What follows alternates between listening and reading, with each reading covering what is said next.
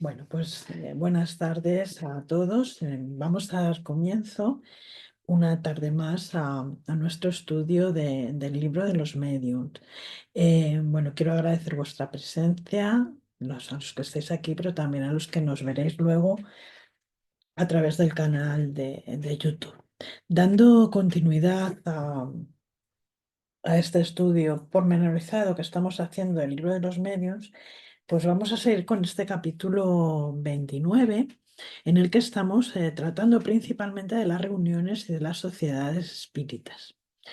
Yo hoy traigo dos temas. Primero, un resumen cortito, porque ya habló Jesús, nuestro querido Jesús, la semana pasada de ello, pero quiero que repasemos por su importancia el ítem de este capítulo del libro de los medios que lleva por título los temas de estudio. Y también terminaremos el capítulo hablando de la rivalidad entre las sociedades.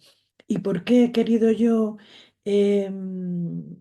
volver a repasar, a revisar esta cuestión de los temas de estudio? Pues porque creo que aquí Allan Kardec trae para nosotros cosas muy interesantes y cosas que como miembros de un grupo espírita y por supuesto para aquellos que estén pensando también en formar una asociación, un centro, creo que hay cosas aquí que pueden ser de importancia, de relevancia para nosotros y que necesitamos saber, ¿no? Sobre todo porque, bueno, a veces asistimos a la ceremonia de la confusión a la hora de plantearnos cómo organizar las actividades de un centro o cómo queremos que sea un centro. E incluso voy más allá, cómo debe de ser el trabajo de un centro espírita. Y aquí, Allan Kardec, por supuesto, contextualizando siempre, nos deja algunas cosas interesantes.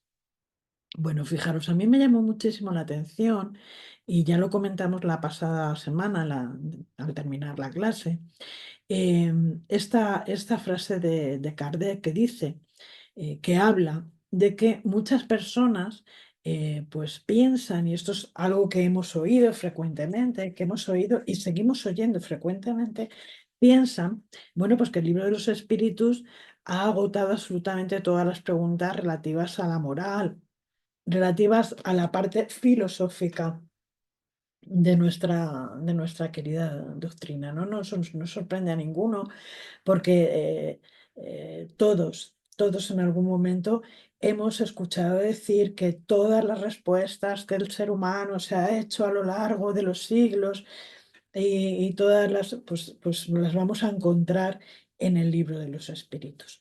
Pero esto verdaderamente es contradictorio al carácter, al propio carácter progresista del maestro de Lyon, de Kardec, como también de la propia enseñanza de los espíritus.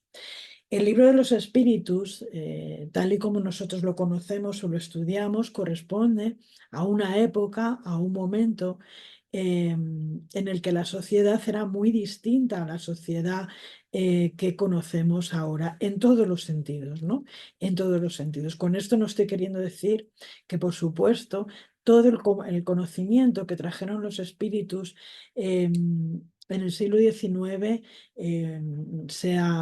esté traspasado, trasnochado, o como muchos se empeñan también a veces en decir, pues que ya no tenga una gran utilidad. Bajo mi punto de vista, es absolutamente todo lo contrario, ¿no? Pero es verdad que Kardec ya nos señala en este sentido que ese pensamiento en cuanto a que el libro de los espíritus ha agotado toda esa serie de preguntas acerca de la moral, acerca de la filosofía, acerca de las consecuencias morales de nuestros actos, pensar esto se trata de un error, ¿no? Eh, y él dice, es por esto, ¿no?, que voy a considerar o que considero útil indicar la fuente de la que aún es posible extraer temas de estudio que son, por así decirlo, ilimitados. Porque efectivamente así es. Digo que Allan Kardec preguntó a los espíritus, hizo una serie de preguntas a los espíritus adecuadas y enmarcadas dentro del contexto cultural, social, educacional y espiritual de su época, ¿no? Incluso espiritual de su época. Pero eh, somos personas del siglo XXI. Los desafíos, tanto morales como éticos, los desafíos filosóficos, los desafíos de todo tipo sociales, son otros muy distintos hoy en día, ¿no? Hoy tenemos, por ejemplo, se ponen sobre la mesa cuestiones como la inteligencia artificial, cuestiones como el cambio climático, cuestiones también de índole más ético-moral que tenemos que analizar a la luz de la doctrina espírita, buscando también respuestas, buscando también informaciones que puedan ofrecernos los espíritus. Pues bien, Allan Kardec nos dice en estos ítems que si bien la evocación de los espíritus de hombres ilustres, de hombres que podemos considerar espíritus superiores, es muy útil, naturalmente, ¿no? Por la enseñanza y el conocimiento que ellos pueden traer en esas comunicaciones, la de los espíritus comunes, es decir, la de aquellos espíritus que son como nosotros, que han tenido unas vidas más, que son más cercanos, ¿no? Que han tenido unas vidas más parecidas a las nuestras, pues esas comunicaciones no son menos útiles, ¿no? Que estas otras que traen los espíritus superiores, ¿no? Aunque entendiendo que estos espíritus que son más próximos a nosotros, que han tenido vidas más parecidas a las nuestras, pues naturalmente no pueden a veces resolver cuestiones de alto alcance. Sin embargo, Kardec nos habla de que eh, con estos dos aspectos, ¿no? La posibilidad de interrogar a los espíritus superiores, de estudiar sus comunicaciones, de poder preguntarles sobre estas cuestiones ético-morales o aspectos filosóficos, nos vamos a encontrar también con estas comunicaciones de estos espíritus más cercanos a nosotros, más próximos a nosotros, que nos van a traer respuestas que tienen mucho más que ver con nuestra cotidianidad, con nuestra vida diaria, con aspectos mucho más próximos en lo que tiene que ver a nosotros mismos, ¿no? Sin embargo, dice, aunque nos limitemos a evocar aquellos espíritus cuya vida humana presentó alguna particularidad en relación con el género de muerte que ha experimentado, su edad, sus buenas o malas cualidades, su situación feliz o desdichada en la tierra, sus hábitos, su estado mental, etcétera, nos encontramos ante una mina inagotable de observaciones. Y efectivamente es así. El contacto con estos espíritus más cercanos a nosotros van a dejar pues eso, yo creo que es la mejor definición, ¿no? La que usa Kardec, una mina inagotable de conocimientos, de reflexiones, de conocer, ¿no? Cómo han enfrentado la muerte, qué han encontrado cuando han vuelto al mundo espiritual, cómo se encuentran allí, qué vivencias han tenido, qué vivencias tienen, cómo ha sido el tránsito. Se han encontrado todas estas respuestas, las vamos a encontrar en estos espíritus más cercanos a nosotros y son los que nos pueden dejar en ese sentido una impronta, pueden dejar en nosotros una base de conocimiento muy importante para nuestro día a día. Sin embargo, nos dice, bueno, con los espíritus elevados, ese programa de estudio se amplía, lógicamente, porque a ellos podemos hacerle otro tipo de preguntas, ¿no? Dice, además de las preguntas psicológicas, que tienen un límite, podemos y debemos preguntarles o proponerles un sinfín de problemas morales, de toda índole que se extienden hasta el infinito sobre las diversas cuestiones de la vida, sobre la conducta que nosotros, cada uno de nosotros, podemos adoptar en tal o cual circunstancia, en tal o cual trance que estamos atravesando, cuáles son nuestros deberes recíprocos, etcétera. Y nos dice Kardec que el valor de la instrucción que se vaya a recibir sobre un tema cualquiera, ya sea este moral, sea histórico, sea filosófico, sea científico, va a depender también, para eso estudiamos el libro de los medios, por completo del estado del espíritu a que se interrogue. ¿Qué quiere decir esto? Pues que incluso entre esos espíritus elevados, como podemos comprender, vamos a encontrar un sinfín de puntos de vista. Esto no quiere decir que no entren en contradicción, que entren en contradicción unos con otros, sino que cada uno nos va a ofrecer su mirada según su conocimiento, según su grado de conocimiento, según el grado de conocimiento también, claro, que tiene de ese tema que hemos planteado, su opinión personal, cómo lo analiza él, eh, pasándolo por el tamiz de su cultura, del momento en el que el espíritu se encuentra, etcétera, etcétera. Y esto también va a ser ese manantial muy rico de informaciones que la espiritualidad puede proporcionarnos.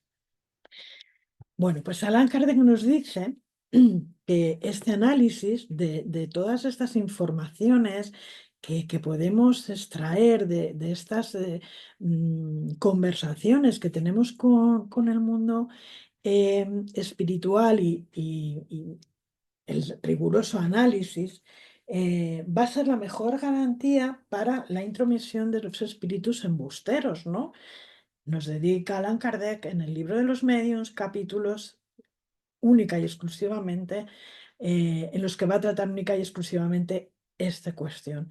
Pero para la instrucción de todos, en los centros espíritas se deben dar a conocer las comunicaciones también que se han obtenido fuera de las sesiones. Esta es otra de las cuestiones que a mí me ha llamado mucho la atención, porque es algo que también eh, bueno, se ha dicho durante mucho tiempo que bueno, los medios deben de tener o deben de hacer el esfuerzo de trabajar únicamente en la reunión mediúnica, el día indicado, a la hora indicada y demás. Pero claro, evidentemente, como medios no podemos evitar que en algún momento recibir fuera de este ámbito de la reunión mediúnica algún tipo de comunicación. Y entonces, Allan Kardec recomienda que para la instrucción de todos los miembros del grupo mediúnico, esas comunicaciones que son obtenidas fuera de las sesiones y que algunas veces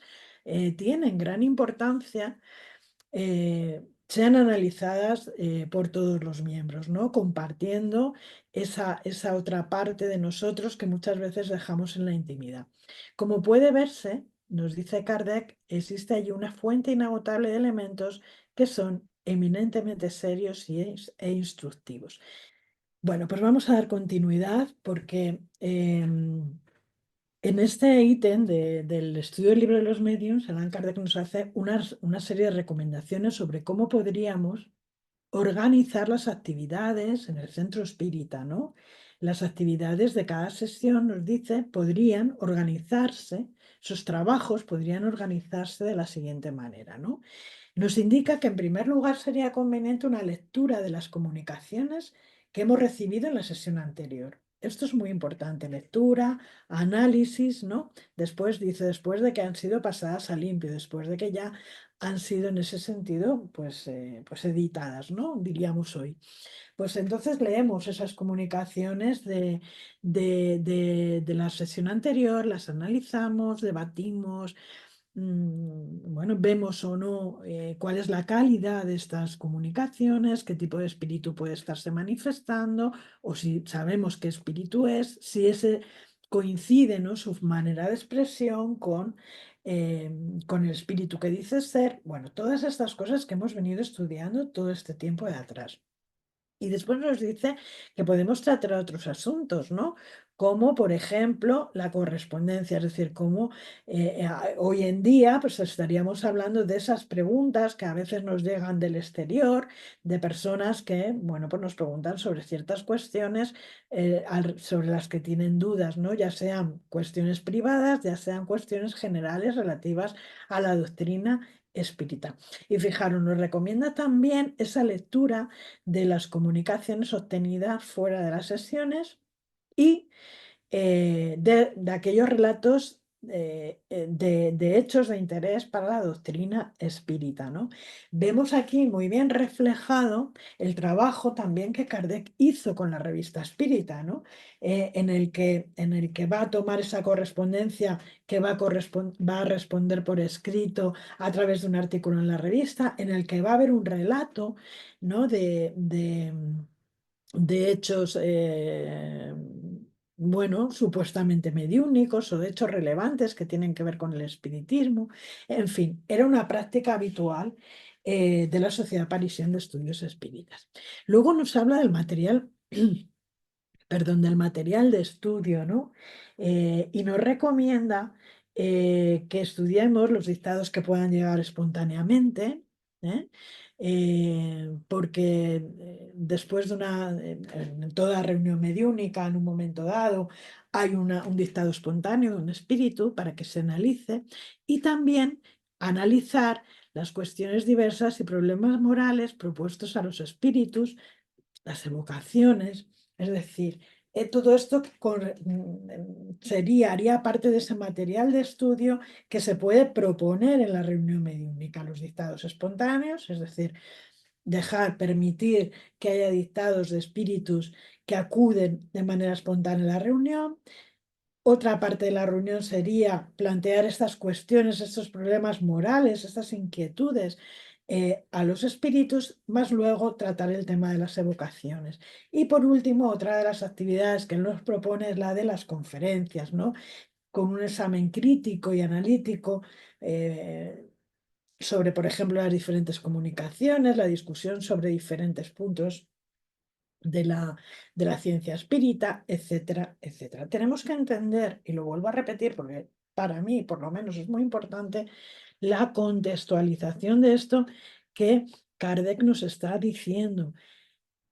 Luego vamos a ver por qué, pero tenemos que entender que en esta época no había grupos de estudio tal y como los entendemos ahora. ¿De acuerdo? Él está hablando de sesiones prácticas, de reuniones prácticas. Por eso él em, intenta hacer entender a las personas la importancia de que no se quede únicamente en la experimentación, sino que de esas reuniones se extraigan todas esas enseñanzas que se necesitan para seguir avanzando, no se extraigan de de todos esos fenómenos que se producen en las reuniones, de ese intercambio mediúnico, se puedan extraer las verdaderas enseñanzas, las enseñanzas morales, ¿no? Las consecuencias morales que muchas veces los espíritus nos relatan.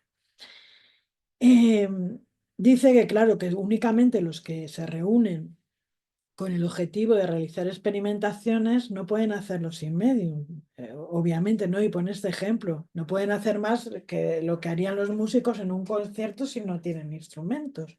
Mientras que aquellos que se proponen a llevar en serio un estudio con profundidad, tienen mil temas de que ocuparse, tan útiles y provechosos como los que podrían obtener por sí mismos con la mediunidad. Es decir, está anteponiendo o poniendo al mismo nivel de importancia. Esto luego vamos a explicarlo también, porque vamos a ver, cuando entremos en el tema de las rivalidades con las sociedades, vamos a ver ahí algunas cosas relativas a esto, ¿no?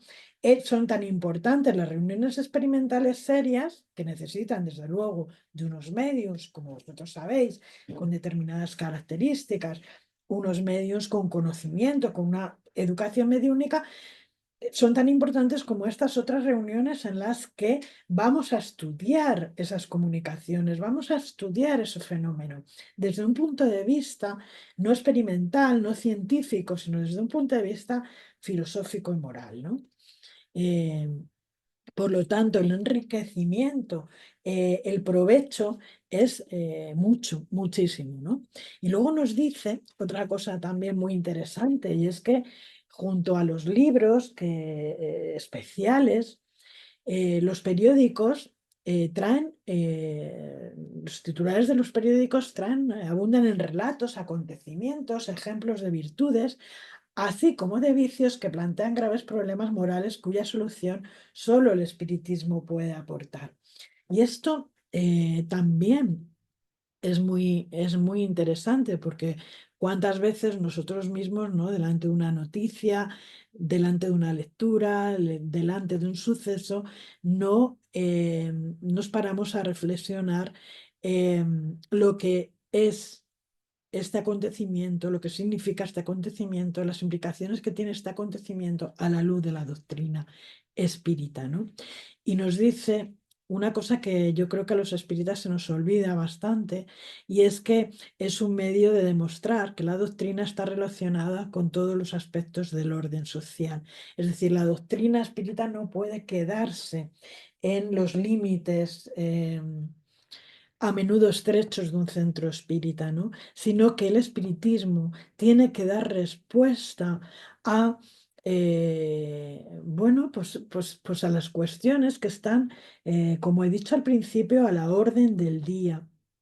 Tiene que darles, ofrecer respuesta, pero también ofrecer una, una dirección. Y dice, afirmamos que una sociedad espírita que organice su trabajo en ese sentido, valiéndose de los materiales necesarios para su ejecución, dispondrá de muy poco tiempo, eso es muy importante, para dedicarse a las comunicaciones directas con los espíritus. Por eso llamamos sobre este punto la atención de los grupos realmente serios, es decir, de los que se empeñan más en instruirse que en buscar en las reuniones un pasatiempo. Bien, pues vamos a continuar porque yo, bueno, vamos a ver este libro, Viaje Espírita en 1862, muchísimas veces, ¿no? En uno de sus discursos, Allan Kardec nos dice o llama la atención sobre un hecho que había llegado a su conocimiento, a sus oídos, eh, que tenía que ver con grupos de enseñanza, ¿no? Y él decía que estaba, bueno, que estaba orgulloso, que estaba contento, ¿no? Por la multiplicación de estos grupos, que estaba entusiasmado más que orgulloso, ¿no?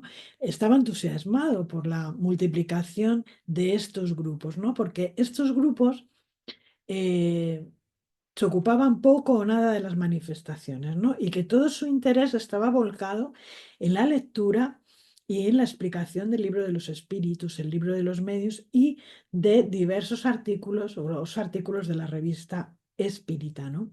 Decía que algunas personas llenas de animosidad, de buen ánimo, se reunían y reunían con ese objetivo un número de oyentes a fin de evitarles las dificultades de la lectura o del estudio en aislamiento. Y fijaros, claro, vuelvo a repetir, ¿no? Vuelvo a ir al tema de la contextualización. Estamos en un momento en el que muchas de las personas no sabían leer, no sabían escribir, tenían buena voluntad, tenían buen corazón, pero no tenían tampoco acceso a los libros, pues a veces porque los libros, tener un libro en aquella época era casi casi un artículo de lujo. Entonces, estos grupos se organizaban de manera que estudiaban juntos, ¿no? Eh, Decía que para esa actividad no se necesitaba ser un orador ni un profesor, ¿no? Sino que, bueno, pues se tenía que actuar como lo haríamos en familia, ¿no? Alguien hace una lectura, da unas explicaciones muy sencillas al respecto y se inicia una serie de comentarios, una serie pues fin, cada uno expone su punto de vista, enriqueciendo, enriqueciendo muchísimo este tipo de estudios, este tipo de reuniones. Y entonces Allan Kardec dice que aplaudía, ¿no? Que aplaudimos de todo corazón esa iniciativa, ¿no? Y que le gustaría ver más grupos imitando esta iniciativa, ¿no? Continúa diciendo varias cosas en ese sentido, ¿no? Decía en este discurso que muchos grupos tienen por hábito iniciar las sesiones con la lectura de algunos pasajes del libro de los espíritus o del libro de los medios. Bien, bueno, como he dicho antes, muchos de estos grupos de aquella época se dedicaban únicamente a la parte experimental a la parte experimental, lo cual era muy bueno porque gracias a eso es que nosotros hoy tenemos una serie de conocimientos muy válidos al respecto, ¿no? Pero se dedicaban únicamente a esa parte más experimental, ¿no? Entonces Allan Kardec recomienda aquí o habla de esos grupos que tienen por hábito iniciar esas sesiones, esos trabajos con esta lectura de algunos pasajes, ¿no? De algunos párrafos del libro de los espíritus o del libro de los medios y que, pues, dice, seríamos muy felices de ver esa práctica adoptada por la generalidad, porque ¿cuál era el objetivo de esa práctica? Pues despertar la atención, el interés por los principios de la doctrina que podrían ser mal comprendidos, que podrían ser o pasar desapercibidos. Es decir, él considera, como es lógico, muy importante que en estas reuniones se empezase, se empiece o se comience, ¿no? Por dejar un espacio también para el estudio, dejar un espacio también para la reflexión sobre las enseñanzas que los espíritus superiores ya habían plasmado en este libro de los medios o en este libro de los espíritus, ¿no? Bueno, y da una recomendación a los dirigentes, a los presidentes de dichos centros, diciendo que además pueden preparar con anticipación los pasajes que van a constituir el tema de lectura, ¿no? Bueno, pues también un poco para armonizar esa lectura con otros temas que pudieran ser tratados, las propias comunicaciones, ¿no? De los espíritus, etcétera, etcétera. Continúa diciendo en este extracto del discurso que no debe causar extrañeza o incomprensión, dice que yo indique esas obras como básicas para el estudio, porque efectivamente, él dice una vez que son las únicas en que la ciencia espírita se encuentra analizada en todas sus facetas y de una manera metódica, ¿no? Es decir, es el material, como nosotros bien sabemos, idóneo para poder aprender, para poder comprender. Pero nos hace también un llamado de atención, nos dice, pero esto sin perjuicio de leer otras cosas, ¿no? Porque dice, bueno, en un estudio integral tenemos que examinar todo, incluso aquello que es malo, ¿no? Me ha resultado graciosa esta forma de expresarlo, ¿no? Porque efectivamente es una realidad, ¿no? Hay muchas personas que se niegan a leer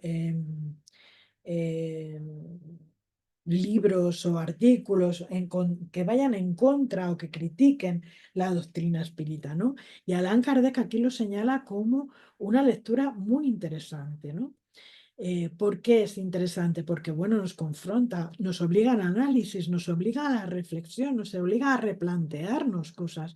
Pero sobre todo él dice, porque bueno, es muy difícil encontrar en ellas una afirmación de cómo ver la fe de un espírita sincero, porque una de las cosas que se alegan a esto es o no se alegan, pero a veces se dejan entrever, ¿no? El miedo a enfrentar aquellas lecturas que son críticas con el espiritismo, el que esto nos vaya a hacer de alguna manera perder nuestra fe, ¿no? Perder nuestra creencia.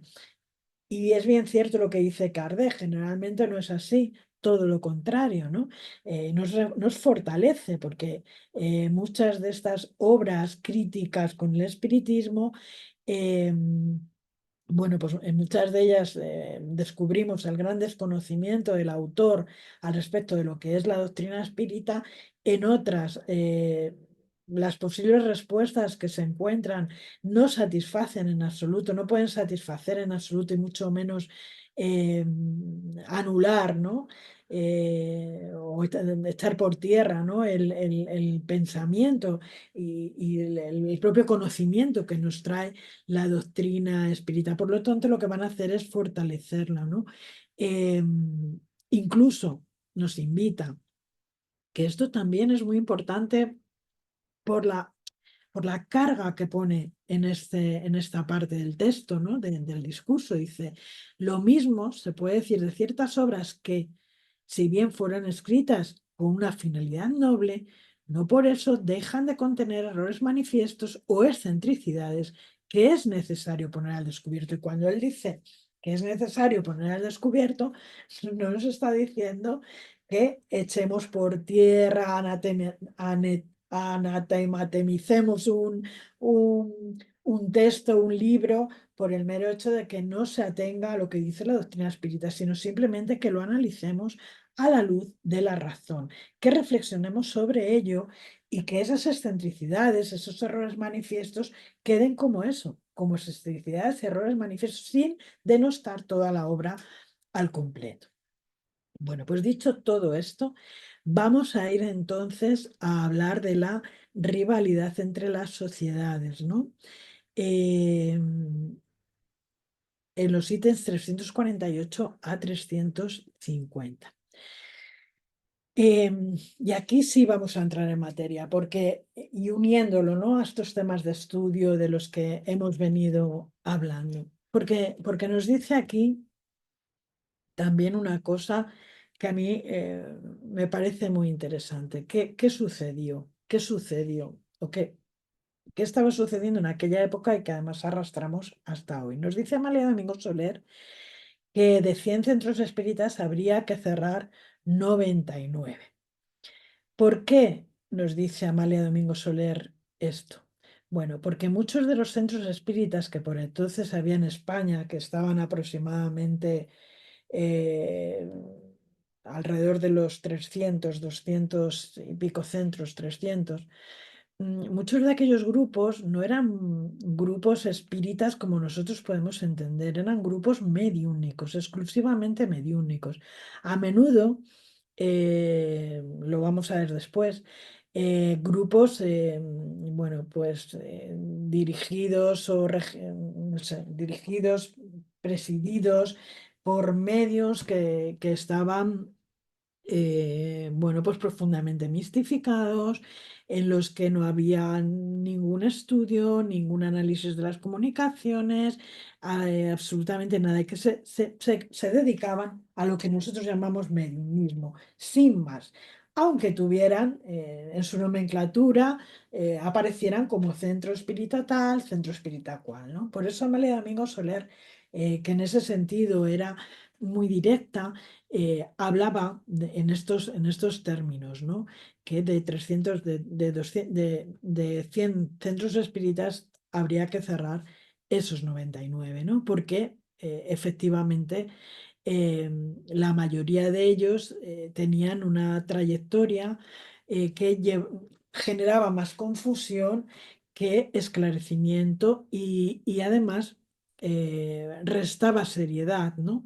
Restaba seriedad a la doctrina espírita. Pero esto hizo también, esta cuestión hizo también que surgieran esas rivalidades. Esas rivalidades eh, entre los centros que se dedicaban a las manifestaciones físicas, que se tenían como ellos a sí mismos como, bueno, los garantes un poco del espiritismo, porque ellos eran los que podían demostrar, y demostraban de hecho, ¿no?, la preexistencia del alma, la vida después de la muerte, que había un contacto continuo y constante de los espíritus, y aquellos otros que se dedicaban exclusivamente a las manifestaciones inteligentes. Y aquí Kardec nos dice que todos son importantes, que cada uno de ellos tiene su misión y que ni unos ni otros están respetando el verdadero carácter del espiritismo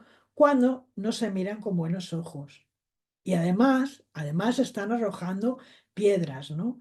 Porque esto ya en sí mismo pone en evidencia el, la mala influencia que domina a unos o a otros, ¿no? Y que por lo tanto todos deben concurrir, aunque por vías diferentes, a un objetivo común, que es la investigación y la propagación de la verdad. Desde luego a mí este ítem me parece muy actual, dada la situación en la que se encuentra. Yo no voy a hablar de fuera, aunque entiendo que igualmente, pero por ejemplo, ¿no? La doctrina espírita en nuestro país. Y luego, nos remite a otra cuestión que tiene que ver con las rivalidades internas, es decir, las rivalidades que te dan o que tienen lugar dentro del centro espírita y que él señala que son efecto de un orgullo exacerbado. Y que estas rivalidades de nosotros con nosotros mismos, pues son las que dan alas a los detractores y que perjudican a la causa. Em, que, bueno, unos y otros intentamos defender, ¿no? El hecho de que existan esas rivalidades dentro de los propios grupos dice nada o muy poco de nosotros como espiritistas y hace que muchas personas, personas que se acercan a los grupos, viendo estas rivalidades, salgan huyendo, ¿no? Porque estamos predicando una cosa y haciendo la contraria, ¿no? Em, Y aquí entra en juego, pues mi querido Miguel Vives, ¿no? Que en su guía práctica del espiritista, que es una obra que todos tenemos que leer 1000 veces, si no 2000, pues nos dice que no siempre, fijaros, el amor en germen, la caridad, la humildad, domina en los centros y en las reuniones espiritistas. Y dice, hablando de sí mismo, causa lástima al ver, como yo he visto algunas veces, luchas en los centros para llegar a ser los primeros, ¿no? Causa lástima al ver a veces luchas, discusiones, desavenencias por si será este o aquel que ejercerá el cargo de presidente. Tristemente, mi querido Miguel Vives está hablando de una realidad que está plenamente actual, ¿no? Que es obedece a lo más puntero del movimiento espírita, ¿no? Esas luchas que tienen los centros en aquella época tenían mucho que ver con esta propaganda, ¿no? Que se hacía a través de los periódicos, por quién tenía los centros más llenos, por quién tenía los mejores medios. Y hoy en día esto no ha variado. Ahora es por los likes que tenemos en las redes sociales, porque el congreso o las jornadas que yo he organizado sean la más puntera, la más numerosa, y con los mejores ponentes que pueda traer. Es decir, seguimos en las mismas luchas. Y desde luego en lo que tiene que ver con las instituciones, pues por supuesto, ¿no? Estas intrigas sobre quién es conveniente que sea el presidente de tal o cual institución y quién no, estas cuestiones que desgraciadamente observamos, ¿no? En las que compañeros que representan a instituciones muy importantes se dedican a ir a reventar, y tengo que decirlo así, aunque la palabra pueda sonar dura, perdón, vayan a reventar eventos organizados por otros compañeros, nos dice que todo esto que Miguel Vives expone aquí es muy real y muy actual. Y dice él, esto ha pasado algunas veces demostrando hasta dónde se llega cuando se pierde el buen sentido espiritista. Esto llega a suceder cuando en un centro se pierde el verdadero amor al Padre y el agradecimiento al Señor y Maestro. Y ahí Miguel Vives hace una llamada a aquellos que más influimos o más influyen en un centro espírita, ¿no? Que somos quienes tenemos que vivir pues alerta, al cuidado de estas cosas, ¿no? Sin levantar animosidades en nosotros, ¿no? Y que somos los que tenemos el compromiso de guardar todas las reglas prescritas en cuanto a nuestra moralidad, en cuanto a nuestro buen sentido, ¿no? Porque tenemos una responsabilidad y esto vale no solamente para los presidentes de los centros, sino para todas aquellas personas que hacen parte de un centro espírita. Porque cuando estamos eh, donde estemos, haciendo lo que estemos haciendo, seguimos siendo parte de ese centro espírita, aunque no estemos participando de ninguna actividad. Estamos representando la esencia del centro espírita, allá donde nos encontremos, en nuestra casa, en nuestros trabajos. Tenemos que ser muy cuidadosos, estar muy vigilantes. Em, lo hemos dicho muchas veces y aprovecho una vez más, ¿no? Para recordarme a mí mismo, en primer término, y recordar que No somos espíritas los jueves o los viernes de 6 a 9 de la noche. Somos espíritas todo el tiempo, en toda circunstancia, en todo momento, en todo lugar. Y tenemos que dar ejemplo de vida en ese sentido. Eh, a veces es difícil, ¿eh? Hay que entender también las circunstancias muchas veces, nuestra propia psicología, etcétera, etcétera. Pero tenemos que hacer un esfuerzo, que es lo que nos están pidiendo estos espíritus que nos están hablando desde el siglo XIX, pero que están muy presentes en nuestras actividades, en nuestros centros, en nuestra propia vida. Y nos piden eso, que seamos coherentes, la coherencia, ¿no? Sobre todo porque tenemos una responsabilidad que va más allá de nosotros mismos y que tiene que ver con aquellos que se acercan a nosotros.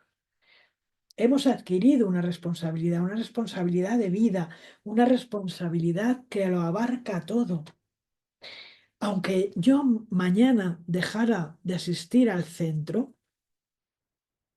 incluso porque me fuera enfadada de aquí, yo seguiría siendo espiritista y seguiría manteniendo esa responsabilidad.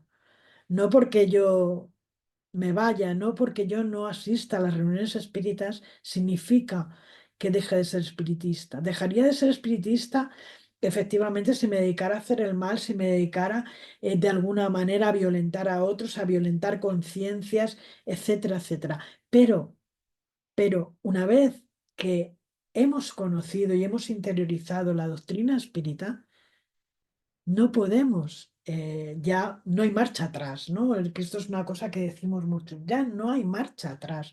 Podremos estar en otro momento, en otras circunstancias, haciendo otras cosas, pero en esencia seguiremos siendo espiritistas. Entonces nos dice, mi querido Miguel, que si a todos los espiritistas incumbe el ser prácticos en la caridad, en la adoración al Padre en espíritu y verdad, a la admiración de su obra, de su providencia, de su amor, a la admiración y estima del sublime mártir de Jesús, al conocimiento y práctica de su ley, a la práctica de la humildad, de la indulgencia, de la templanza y del amor al prójimo, cuanto más nos incumbe a los que, por alguno o varios conceptos, llegan a tener influencia y dirigir a algunos de sus hermanos. Pues bien, continúa diciendo, no nos cansaremos de repetir en los centros en donde reina el amor, la adoración al Padre en espíritu y verdad, la admiración y respeto al amor al Señor, ¿no? Él llama al Señor a Jesús. La indulgencia, la caridad y la humildad, no faltará paz y armonía entre los hermanos. Su vida se deslizará más tranquila, sentirán gozo en el alma, porque muchas veces recibirán la influencia de buenos espíritus, harán un gran progreso y hallarán una recompensa en el mundo espiritual más grande de lo que se puede calcular. Y vamos a ir otra vez a Viaje Espírita en 1862 al capítulo Impresiones Generales, ¿no? Eh, porque allí también Allan Kardec nos dice que conviene recordar que las reuniones integradas exclusivamente por por verdaderos y sinceros espíritas, aquellos en quienes habla el corazón, ofrecen un aspecto muy especial. Fijaros qué bonito lo que nos va a decir Kardec, ¿no? Dice que todas las fisionomías reflejan franqueza y cordialidad. Nosotros nos hallamos a voluntad en esos ambientes simpáticos, verdaderos templos donde reina la fraternidad. Tanto como los hombres, los espíritus allí se complacen y es entonces que se revelan más expansivos y ofrecen orientaciones de carácter más íntimo. Por el contrario, en los ambientes donde existen esas divergencias de sentimientos, donde las intenciones no son puras, o se observa una sonrisa irónica o desdeñosa en ciertos rostros, donde se percibe el orgullo y la malquerencia, y se teme a cada instante herir la susceptibilidad de la vanidad, hay siempre desconfianza, embarazo y reserva. Qué importante es, queridos míos, que leamos y releamos estas palabras de Kardec. En tales medios, dice, los mismos espíritus son más reservados y los medios se ven paralizados muchas veces por la influencia de los malos fluidos que sobre ellos actúan como un manto de hielo. Nos dice, sigue diciendo, tuvimos la dicha de asistir a numerosas reuniones que se encuadran en la primera categoría, las registramos con gran alegría en nuestras anotaciones y como los más agradables recuerdos que conservamos de nuestro viaje. Y nos dice también, reuniones de esta naturaleza se multiplicarán sin ninguna duda a medida que la verdadera finalidad del espiritismo sea mejor comprendida.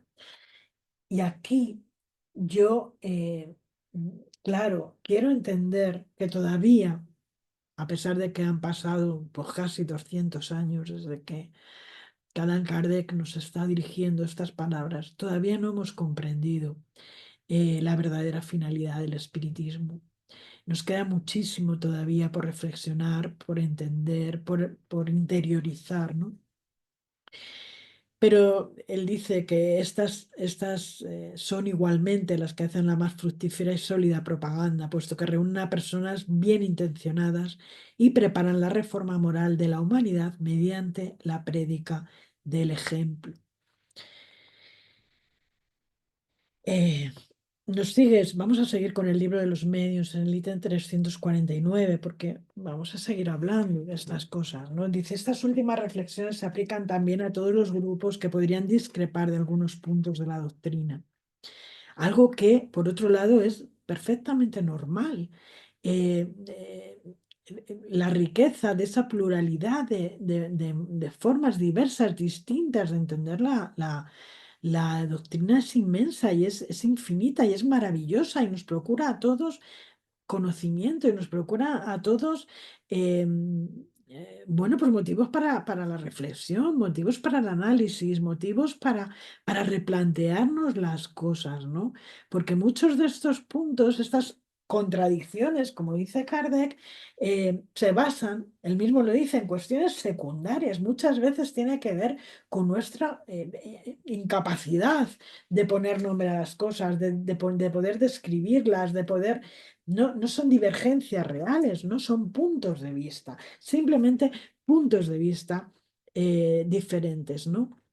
Entonces, no es loable, no es lógico que un grupo se divida. Cuando hablamos de grupos, hablamos de instituciones, de grupos pequeños, de instituciones grandes, se dividan porque los miembros piensan de modo diferente. Y dice una cosa muy interesante, porque luego vamos a ver un ejemplo. Peor aún sería que los diversos grupos o sociedades de la misma ciudad se tuvieran envidia. Ahora vamos a ver un ejemplo real de eso. Porque él dice, bueno, se comprende la envidia entre personas que compiten entre sí, que pueden causarse perjuicios materiales. En cambio, cuando no hay especulación, la envidia no es más que una mezquina rivalidad que está alimentada por el amor propio, por el orgullo. Y lo vamos a ver muy claro en el ejemplo real y auténtico que yo he traído. Bueno, y dice, como en definitiva, no existe una sociedad eh, que pueda reunir en su seno a todos los adeptos, las que se encuentran animadas de sincero deseo de propagar la verdad y cuyo objetivo es exclusivamente moral, deben ver con agrado la multiplicación de los grupos.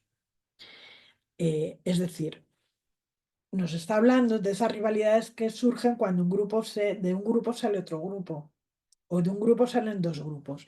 Es decir, si no hay rivalidad, si solamente se trata de propagar la doctrina, de divulgarla, de abrir otros pequeños centros de luz en la misma ciudad, en el mismo pueblo, en la misma región, ¿por qué nos desagrada esto? ¿Por qué ponemos a esto trabas? ¿Por qué empezamos a rivalizar con los otros, queriendo de alguna manera competir, ser, lo que digo, los que más personas tenemos en el grupo, los que más vídeos en YouTube subimos, los que más like tenemos, hablando en términos actuales? ¿Por qué estas rivalidades? Hay una cuestión también, ¿no? Eh, que tenemos que entender y que Kardec señala aquí. La única competencia que podemos tener con estos otros grupos, con los grupos espíritas de nuestra región, de nuestro país, es la de hacer cada uno de nosotros la mayor suma de bien que podamos. Esa es la única. pretensión o la única competencia que podemos tener.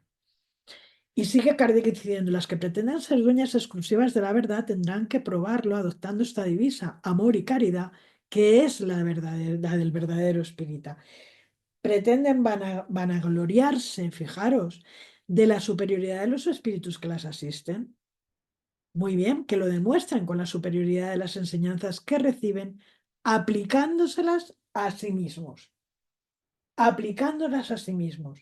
Estamos en un momento en el que, como en aquel momento, Kardec está actual, hablando con una actualidad que verdaderamente es sorprendente, ¿no?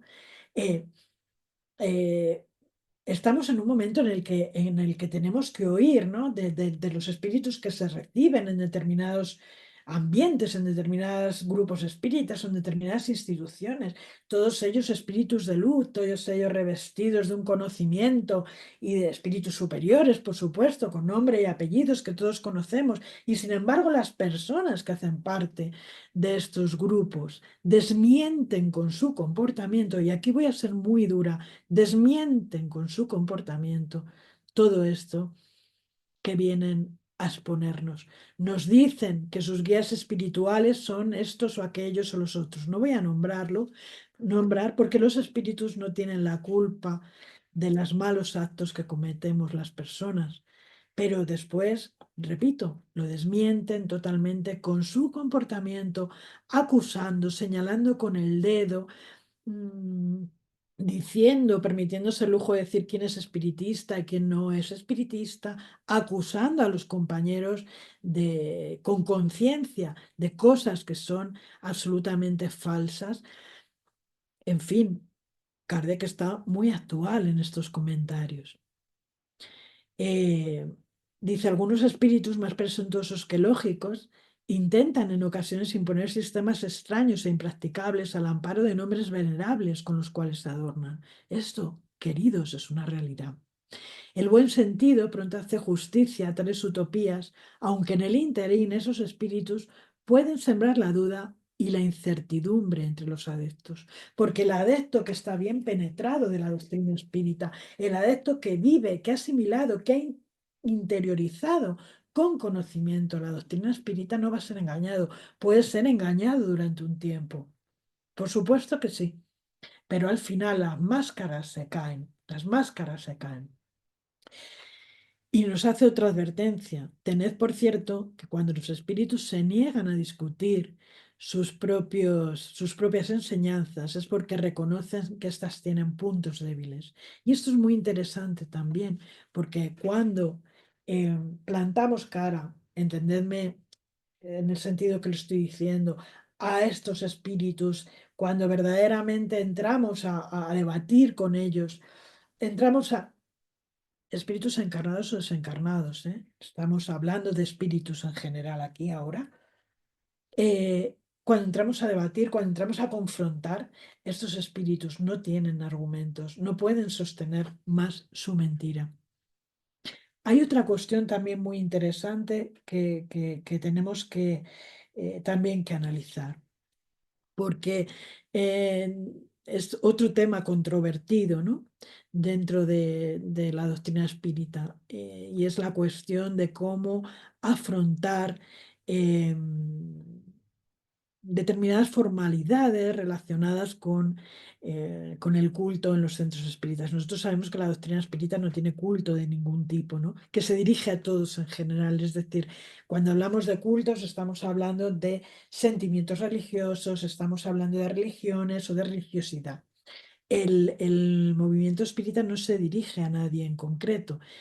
Perdón, el movimiento espírita. La doctrina espírita no se dirige a nadie en concreto. La doctrina espírita es universal, es para todos. Por lo tanto, hay una recomendación de Kardec también para evitar estas rivalidades, estas rupturas, es que no se adopte formalidad alguna en este sentido. Además, también supongo que lo podremos hablar en otro momento, ¿no? Habla Kardec de la inconveniencia de debatir determinados temas de carácter político, de carácter religioso, porque esa no es ese no es en fin, incumbencia de la doctrina espírita.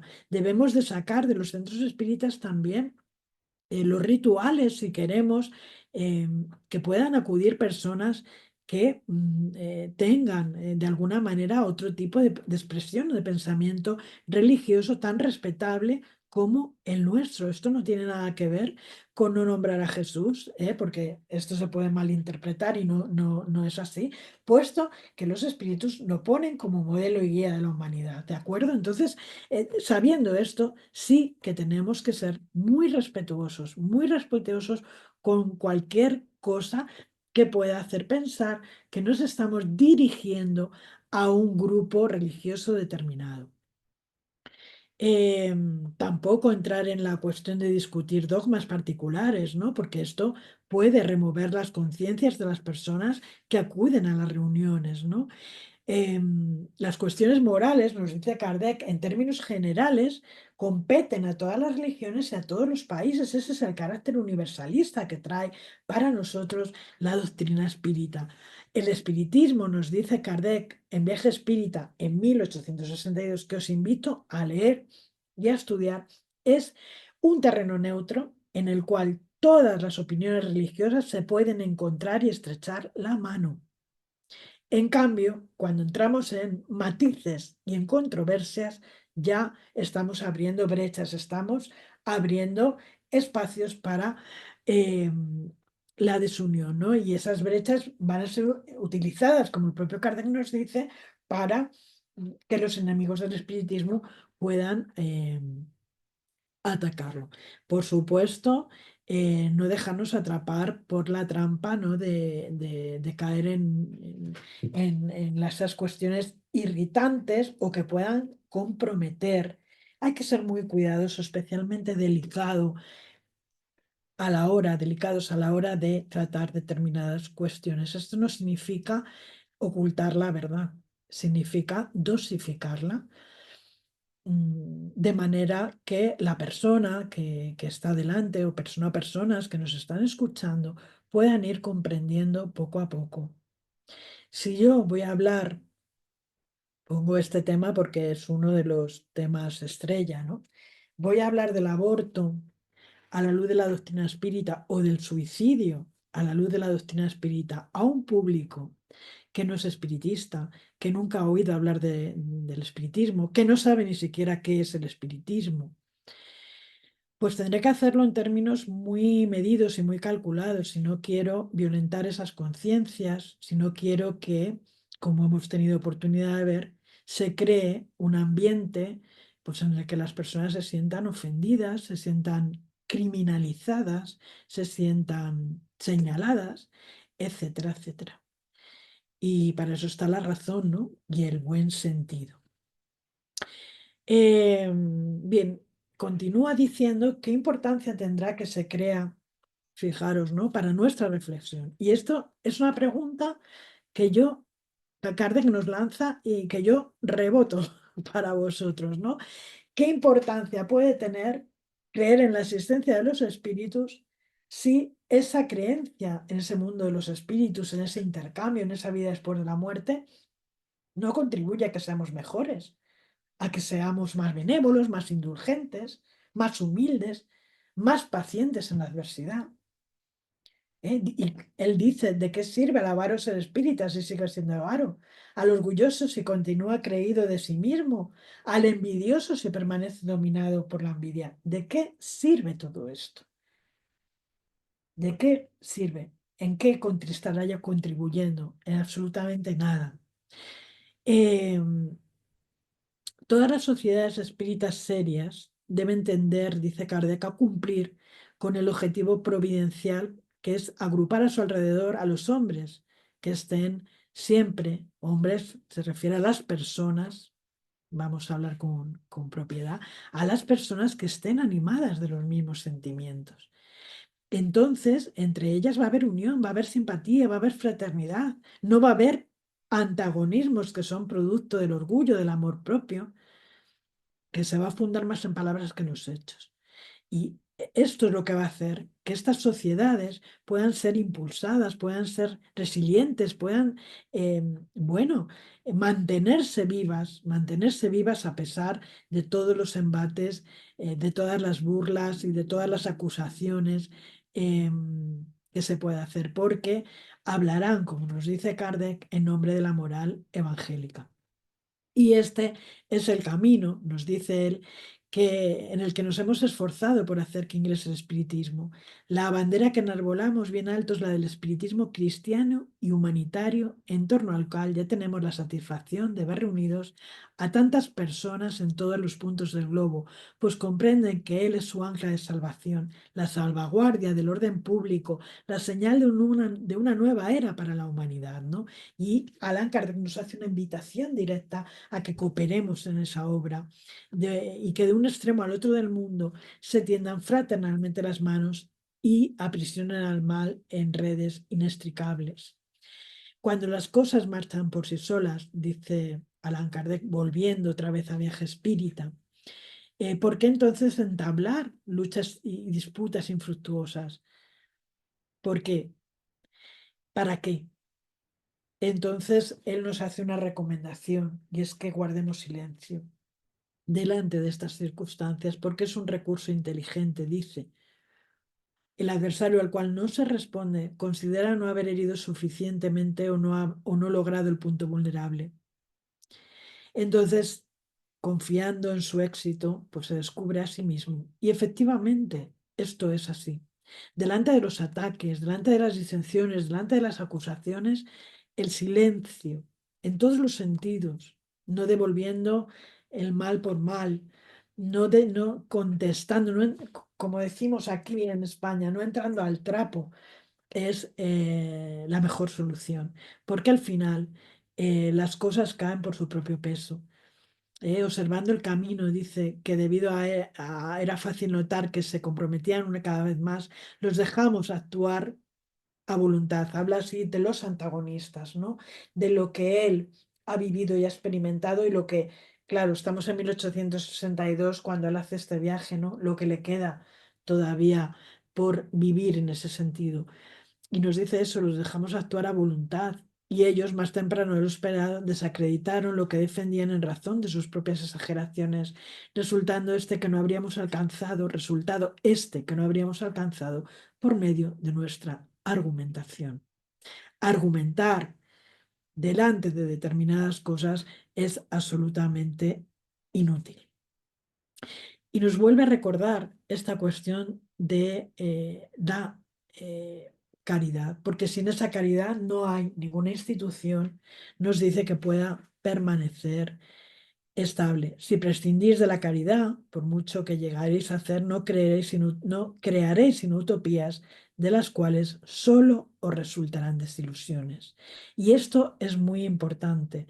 Todo aquello que no está hecho con amor, todo aquello que no está hecho con compromiso, todo aquello que no está construido bajo las bases de la empatía, de la caridad, del amor y del respeto por el otro, no va a durar. Durará más o menos tiempo, claro que sí, pero acabará por caerse. Eh, los grupos, nos dice Allan Kardec, que estoy ya recortando, son individualidades colectivas que deben vivir en paz como los individuos si realmente son espiritistas. Vienen a ser los batallones de la gran falange. Ahora bien, ¿qué sería de una falange cuyas batallones se dividieran? Divide y vencerás, ¿no? Se suele decir. Aquellos que miran a su prójimo con ojos celosos están probando solo con eso que se hallan bajo una influencia ruin, puesto que el espíritu de bien no puede producir el mal. Ya lo sabéis, el árbol se reconoce por sus frutos, y el fruto del orgullo, el fruto de la envidia, el fruto de los celos es un fruto envenenado que matará a quien pretenda alimentarse de él. Y nos manda otro mensaje. Espiritistas, sois los impulsores de esta obra grandiosa, haceos dignos de tan gloriosa misión, cuyos primeros frutos estáis recogiendo. Predicad, sí, con las palabras, pero hacedlo sobre todo con el ejemplo. Comportaos de suerte que al veros no puedan alegar que las máximas que enseñáis son en vuestros labios palabras vanas. a la manera de los apóstoles, obrad milagros, ya que para eso os ha concedido Dios el don. No milagros que chocan a los sentidos, sino los milagros de la caridad y del amor. Sed buenos con vuestros hermanos, sed buenos con el mundo entero y sedlo también, y aquí añado yo, y sobre todo, con vuestros enemigos. Fuera de la caridad no hay salvación, lo que equivale a decir fuera de la caridad no puede haber verdadero espírita. Os solicito inscribir de aquí en adelante esta divisa en vuestras banderas, dado que ella resume al mismo tiempo la finalidad del espiritismo y el deber que él nos impone a todos nosotros. Y aquí traigo el ejemplo del que os he hablado y os voy a hablar muy deprisa, muy por encima. Los impugnadores del espiritismo, los apóstoles, todos los espiriteros, es una obrita muy pequeña, muy cortita, que fue obtenida mediúnicamente en el Centro Espiritista de la Sociedad La Unionense en 1893. La Sociedad La Unionense estaba situada en La Unión, en Murcia, un pueblecito con una población mayoritariamente compuesta por inmigrantes, ¿no? En aquella época, en el siglo XIX, porque bueno, ahí hay unas minas muy, muy importantes y bueno, pues ahí acudían buscando trabajo pues personas de todos los puntos del país, ¿no? Fijaros que dice que había unas 35.000 almas a comienzos del siglo XIX, ¿no? En este punto pequeñito, muy pequeñito, bueno, pues van a confluir corrientes librepensadoras, krausistas, logias masónicas. Encontramos allí vestigios de todo esto en esta pequeña villa, ¿no? Todas ellas hicieron hablar de laicidad, la creencia antidogmática en un Dios que, bueno, pues había sido a su entender rebajado y liviano, indiferente al hombre, presentado en el marco de ese teísmo-panteísmo, ajeno también al rigor de las religiones positivas, y así se van a constituir allí dos logias masónicas, Firmeza y el Eco del Progreso, pero también un grupo de libre pensadores darwinianos, ¿no? Su propósito era difundir la enseñanza del bien, de la justicia, combatir la superstición, destruir el fanatismo y sobre todo, pues luchar contra la radicalidad eh, y, en fin, de esta Iglesia católica que tanto les atenazaba. Bueno, las referencias iniciales sobre las actividades espiritistas en la Unión se corresponden a la década de 1870, ¿no? Ahí vamos a encontrar las primeras crónicas de prensa relativas a las sesiones del ramo en la Puebla Minera en esta fecha, 1876, ¿no? Vamos a encontrarlo también en el registro de asociaciones de la provincia de Murcia a finales del siglo XIX, pero que solo recoge dos sociedades espiritistas, precisamente en la Unión. La Unionense, que es la que edita este librito, y el Eco de Ultratumba. Bueno, es en 1891 cuando la Unionense echa a andar, ¿no? Se constituye como asociación y empieza esa marcha. Y ahí empiezan a surgir, fijaros lo que ha dicho Kardec en cuanto a las sociedades, a los centros espíritas que están en las mismas regiones. Bueno, pues estas están los dos en el mismo pueblo. ¿Eh? Dice que eran pocos los espiritistas, pero encima no bien avenidos, ¿no? Y empiezan a surgir las disensiones de una manera increíble. ¿Por qué? Porque la sociedad llamada Lecud Ultratumba era una sociedad de carácter eminentemente científico. Ellos se dedicaban al estudio de las manifestaciones, mientras que la unionense estaba más enfocada a la parte filosófica y moral. Y entonces empieza una pugna, empieza en un cruce de acusaciones bueno, de la que se hace eco pues todos los periódicos espiritistas de aquella época hasta el punto de que algunos eminentes espiritistas tienen que intervenir, porque en fin, aquello, bueno, no llegó a las manos, pero casi, ¿no? Ellos, la unionense se declaraba una sociedad espírita cristiana, mientras que los otros les parecía que aquello era inaceptable, que aquello era impropio, y empiezan las luchas y las disensiones prácticamente hasta que desaparecen. Y surge esta obra, ¿no?